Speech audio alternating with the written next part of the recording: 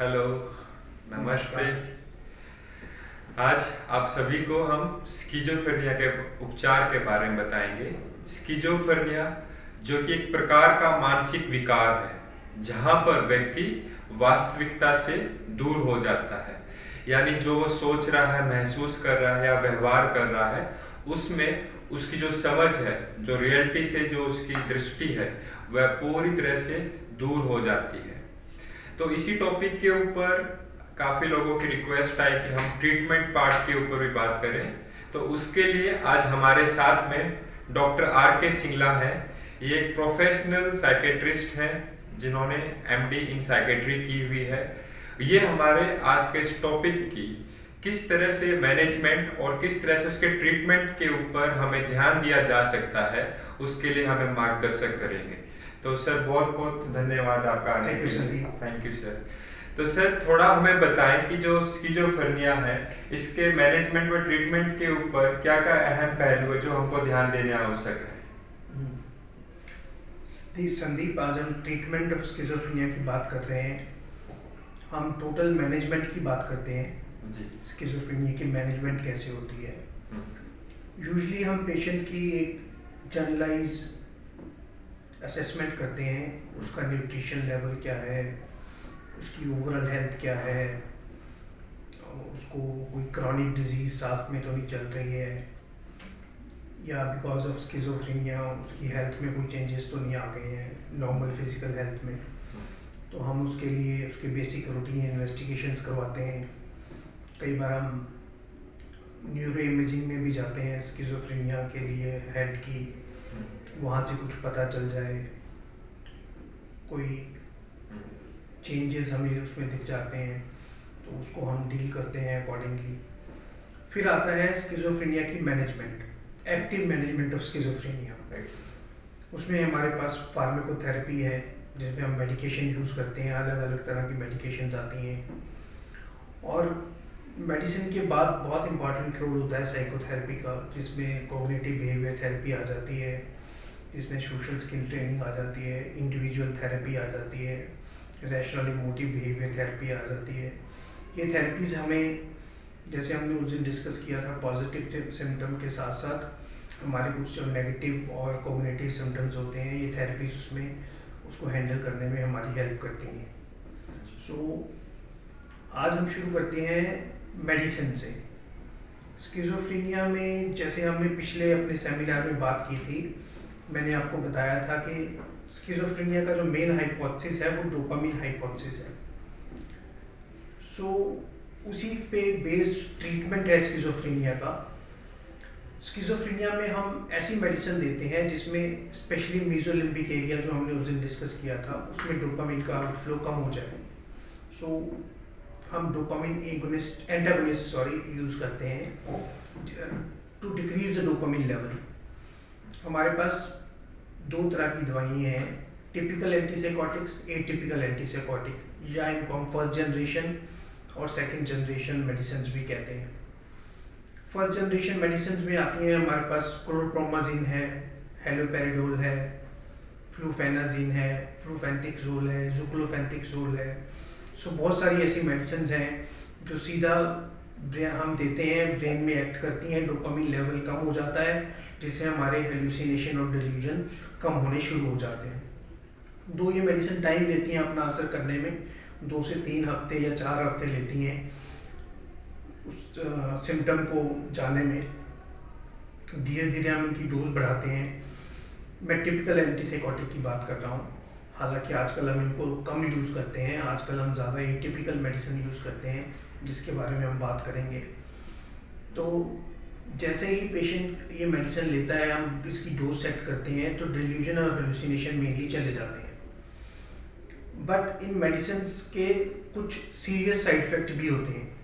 Serious in the form, अगर हम इन पे ध्यान ना दें, इनकी डोज बढ़ाने के टाइम इनका ध्यान ना दें, या लोडिंग डोज में इन मेडिसिन को दे दें, और या प्रॉपर फॉलोअप ना करें पेशेंट का, तो सबसे ज़्यादा जो इम्पॉर्टेंट साइड इफेक्ट होते हैं वो EPS होते हैं, एक्स्ट्रा पिरामिडल साइड इफेक्ट, जिसमें पेशेंट स्लो हो जाता है, उसकी बॉडी में स्टिफनेस आ जाती है, उसकी स्पीच स्लो हो जाती है, उसकी स्लरिंग हो जाती है, स्पीच में साफ नहीं बोल पाता पेशेंट, और एंटीकोलिनर्जिक साइड इफेक्ट आते हैं जिसमें पेशेंट को कॉन्स्टिपेशन हो जाती है, ट्रेमर्स ऑफ द हैंड हो जाते हैं, ड्राइनेस ऑफ द माउथ हो जाती है, और भी जैसे ये मेडिसिन सेडेटिव होती हैं, पेशेंट को नींद आने लगती है, दिन में भी सुस्ती रहती है कई बार इन मेडिसिन से।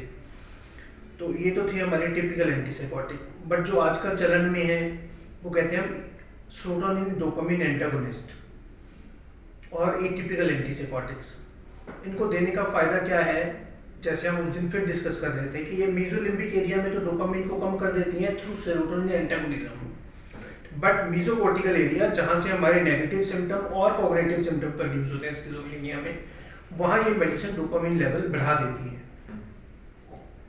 इसके पीछे पूरा मैकेनिज्म है, उसको शायद हम आज क्लास में डिस्कस नहीं कर सकते कि how serotonin and dopamine play antagonism role with each other, and finally dopamine level raises in the mesocortical area and decreases in the mesolimbic area. Atypical antipsychotic में हमारे पास ओलेंजापिन है, रेस्पेरिडोन है, कुटायापिन है, बहुत सारी ऐसी मेडिसिन हैं जिनको हम यूज़ करते हैं और ये बहुत ही इफेक्टिव होती हैं। इनका पॉजिटिव पॉइंट क्या है कि इसमें EPS नहीं आते, एक्स्ट्रा पिरामिडल साइड इफेक्ट नहीं आते हैं पेशेंट को, बिकॉज ये बाकी सारे ट्रैक में डोपामिन को बढ़ा के रखती है, एक्सेप्ट मेसोलिम्बिक ट्रैक। सो EPS नहीं आने का चांसेस कम होते हैं। पेशेंट को सिडेशन जरूर होती है इन मेडिसिन से, क्योंकि इनका हिस्टामिन पे एंटागोनिस्ट इफेक्ट है, एंटीकोलिनर्जिक साइड इफेक्ट कम होते हैं देन टिपिकल एंटीसाइकोटिक्स, और सेफ भी होती हैं ये मेडिसिन। बट ये जैसे कि हम जानते हैं कोई भी मेडिसिन साइड इफेक्ट फ्री नहीं होती, इनके भी अपने साइड इफेक्ट हैं, जैसे वेट गेन हो गया, मेटाबॉलिक सिंड्रोम हो गया। तो ये मेडिसिन के साइड EPS भी आ जाते हैं अगर हम हायर डोज में यूज़ करें, एक्स्ट्रा पिरामिडल साइड इफेक्ट आ जाते हैं अगर हम हायर डोज में यूज़ करते हैं, तो इनको टिपिकल एंटीसाइकोटिक की तरह, तो इनमें भी चांसेस रहते हैं EPS आने के। तो हम धीरे धीरे इस मेडिसिन की डोज को बढ़ाते हैं और फिर मेंटेन करते हैं और लॉन्ग टर्म तक ट्रीटमेंट लेते हैं। ये है थोड़ा सा overview of both the medication, typical and atypical. Thank you very much sir. So जो आपने जो लेटेस्ट बताया कि टिपिकल और एटिपिकल का किस तरह से बेनिफिट्स होते हैं, सर एक बेसिक क्वेश्चन जो आम व्यक्ति के मन में आता है, जिसको भी हमने भी काफ़ी लोगों के साथ में जब मिलते हैं बात करते हैं, तो कई बार दवाई का रिजल्ट नहीं आता। कोई व्यक्ति आया है, दवाई ले रहा है, उसको लेते हुए 10 दिन हो चुके, महीना हो गया, या फिर को लंबा समय भी बीत रहा है, तो कई बार रिजल्ट्स नहीं मिलते। तो वहां पर क्या चीज है जिसके ऊपर पेशेंट्स के लिए एक ध्यान दिया जा सकता है मेडिसिन में, या फिर उसको गाइड किया जा सकता है कि रिजल्ट्स किस वजह से नहीं आ रहे? ऐसा बहुत सारे केसेस में होता है। 30% पेशेंट ऐसे होते हैं स्किज़ोफ्रेनिया के जिनमें मेडिसिन, पहली मेडिसिन हम ट्राई करते हैं, चाहे वो टिपिकल हो या एटिपिकल हो, वो इफेक्ट नहीं करती है। उसमें पहले तो हमें उसके कारण ढूंढने की ज़रूरत है कि क्या हमने उस मेडिसिन को एप्रोप्रिएट टाइम के लिए दिया, 4 से 6 हफ्ते दिया, और क्या उसकी एप्रोप्रिएट डोज दी जो ज़रूरी थी, डोज बढ़ाई हमने। अगर उसके बाद भी 6 से 8 हफ्ते तक पेशेंट को रिस्पॉन्स नहीं आता, जो यूजली आ जाता है, तो हम उस पेशेंट को ट्रीटमेंट रेजिस्टेंट स्किज़ोफ्रेनिया कहते हैं, जिसमें हम बाय डेफिनेशन तो कहें कि 2 एटिपिकल एंटीसाइकोटिक ट्राई कर लिए हमने और दोनों फेल हो गए, तो हम ट्रीटमेंट रेजिस्टेंट स्किज़ोफ्रेनिया उसको बोल देते हैं। उसमें हम फिर क्लोज़ापिन मेडिसिन यूज़ करते हैं। क्लोज़ापिन इज़ ए वंडरफुल मेडिकेशन, जिसमें अगर 30% पेशेंट को मेडिकेशन जो टिपिकल मेडिकेशन एटिपिकल एंटीसाइकोटिक्स हैं वो काम नहीं करती, तो उस 30% में से 70-80% में क्लोज़ापिन पेशेंट के सिम्टम को रिलीव करना शुरू कर देती है। क्लोज़ापिन के साथ क्या होता है, इसकी डोज टाइट्रेशन करनी होती है। We start with the 25 milligram on first day and increase 25 milligram every day up to 100 to 200 to 300 milligram to see the appropriate response. इसके साथ साथ हमें एक और ध्यान रखना होता है, बिकॉज क्लोज़ापिन जो है वो ग्रैन्युलोसाइटोसिस कर देती है, जिसमें न्यूट्रोफिल हमारे वाइट ब्लड सेल्स होते हैं जो कम हो जाते हैं। तो हमें वीकली टेस्ट कराना होता है कि वो जो WBC काउंट है वो मेंटेन रहे, मोर देन 4000 रहे, क्योंकि इसका ये साइड इफेक्ट है। बाकी साइड इफेक्ट क्लोजापिन के वैसे ही हैं, वेट गेन है, ये थोड़ा डायबिटीज मेलाइटिस में हम कम यूज़ करते हैं because it can cause hypoglycaemia as I told you, metabolic syndrome जिसमें हाइपरलिपिडीमिया होता है। तो इन पेशेंट में हम ध्यान रखते हैं ये मेडिकेशन देते हुए। और अगर कई केसेस में ये भी होता है कि हमें एटिपिकल के साथ टिपिकल मेडिकेशन, एक एटिपिकल और एक टिपिकल जो स्ट्रॉन्ग जैसे हेलोपेरिडोल है वो ऐड कर सकते हैं। दो, एक एटिपिकल मेडिकेशन और एक टिपिकल एंटीसाइकोटिक, उसमें भी पेशेंट के रिस्पॉन्स आने के चांसेस 25% बढ़ जाते हैं। अगर इनसे भी कुछ नहीं होता तो हम इलेक्ट्रिक कन्वल्सिव थेरेपी देते हैं, जिसको हम इलेक्ट्रिक शॉक थेरेपी भी कहते हैं। वो भी पेशेंट में रिस्पॉन्स ले आती है। तो इस तरह से हम पेशेंट को जो ट्रीटमेंट रेजिस्टेंट हो जाते हैं उनको ट्रीट करते हैं। जी sir, thank you very much. जैसे सर ने बहुत ही सिंपल अर्थ में बताया कि बहुत से हमारे पास में ऑल्टरनेटिव्स हैं, न्यू मेथड्स हैं, मीडियम्स हैं। मेडिसिन का पहला रोल रहता है, मैं आप सभी को बताना चाहूँगा, कोई भी साइकोसिस या स्किज़ोफ्रेनिया का जब केस रहता है तो मेडिसिन का रोल बहुत इंपॉर्टेंट रहता है। तो अब मेरा क्वेश्चन जो सर से आने वाला है ये है कि कई बार ऐसे हालात होते हैं कि व्यक्ति खुद से नहीं लेता, तो क्या हम और भी कोई ऐसी ट्रीटमेंट की है कि कोई ऐसी दवाई की लॉन्ग टर्म तक जो डेली नहीं ले पाते वहाँ पे उनको हम मदद कर सकें? और या फिर कई बार जिसे कहते हैं कुछ खाने के अंदर भी कुछ देनी पड़ते और व्यक्ति शुरुआत में बहुत जरूरी होती है मेडिसिन, तो वो ऑल्टरनेट वेज और बताएं सर हमें। बहुत अच्छा क्वेश्चन है संदीप।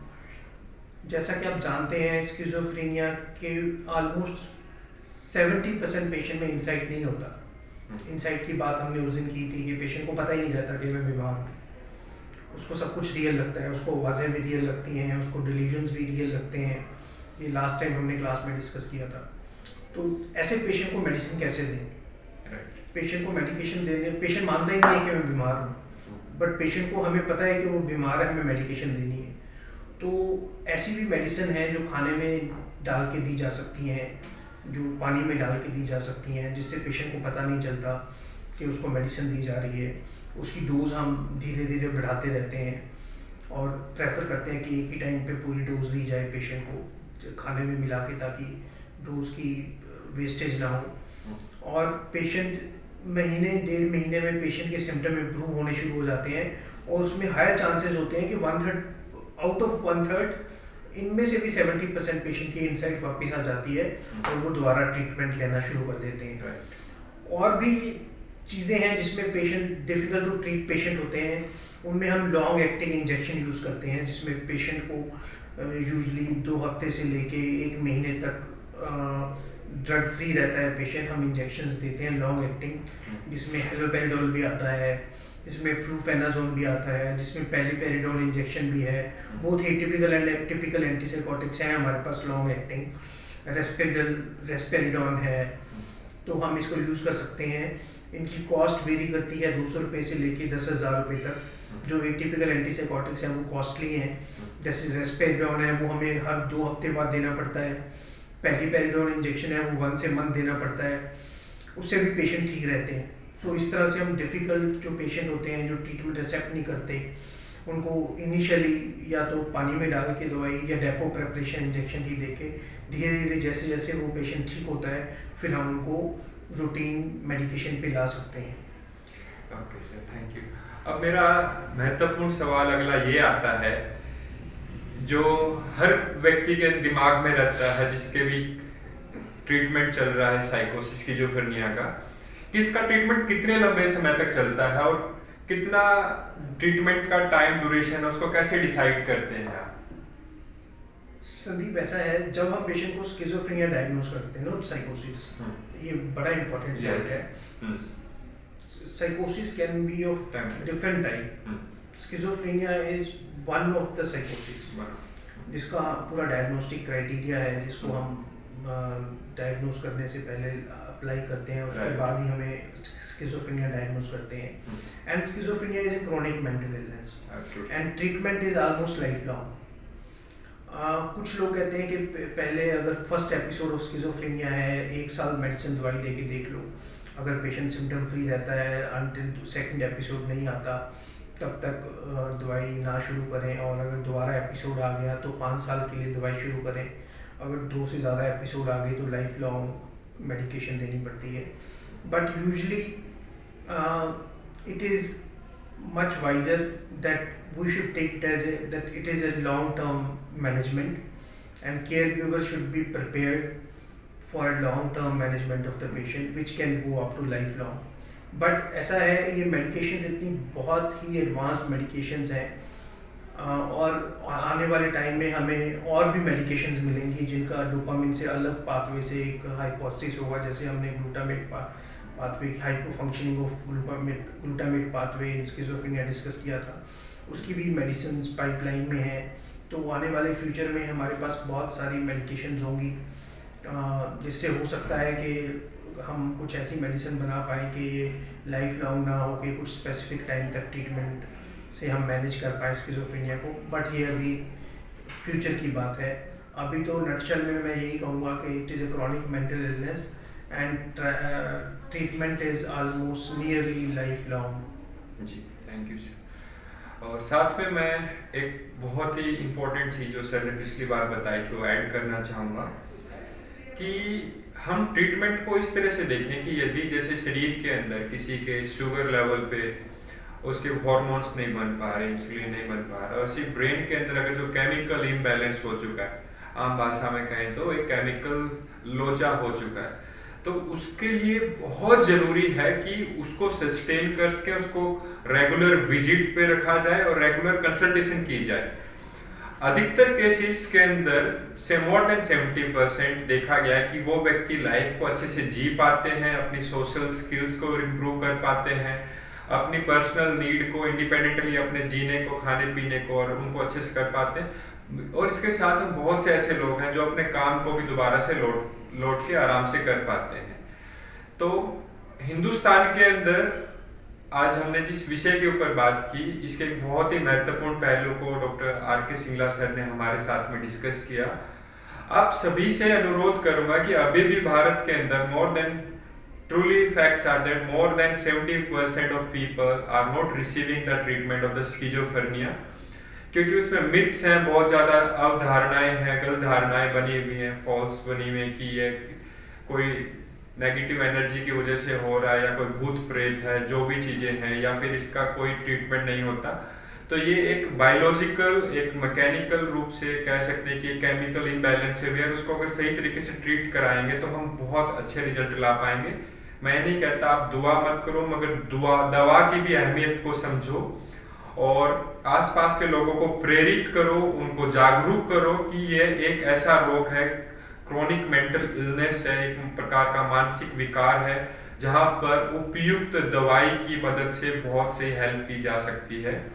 साथ में जैसे सर ने कहा, साइकोथेरेपी भी बहुत हेल्प करती है, सपोर्टिव थेरेपी भी हेल्प करती है, CBT भी काम करती है।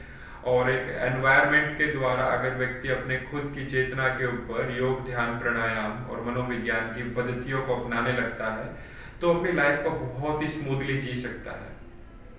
तो thank you very much for listening today and thank you sir for giving us so valuable information.